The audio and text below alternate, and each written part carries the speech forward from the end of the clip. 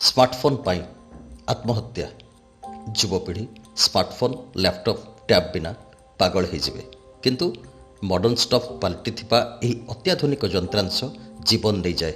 खूब कम अभिभावक ए विषय जानते।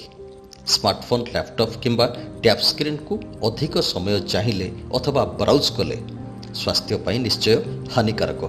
जदिओ यार व्यवहारकारी निज गाँ ठारू अंतरिक्ष जाए विश्वर कोण अनुकोण खबर जेकोसी मुहूर्त जापारती। दीर्घ समय धरी स्मार्टफोन व्यवहार करुवा पिला माने कम बयसरू मानसिक चापरे अस्तव्यस्त होउछन्ति।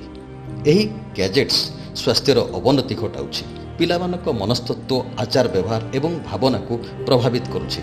पिलामाने गैजेट्सर स्पीड सह समकक्ष हेबाकु चाहुछन्ति। तीव्र गति रे दौड़िबाकु चाहुछन्ति। माता पिता कथा न शुणी भୟରେ मिछ भी कहउछन्ति।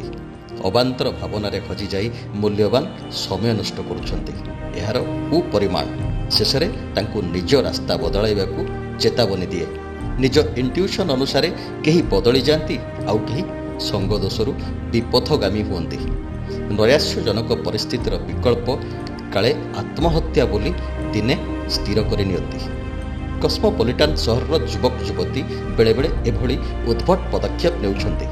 नेशनल क्राइम रेकर्ड्स ब्यूरो तथ्य कहूछि 15 ରୁ 29 वर्ष बयस मध्य पिलामानक ठारे सर्वाधिक आत्महत्या प्रवणता देखा जाए।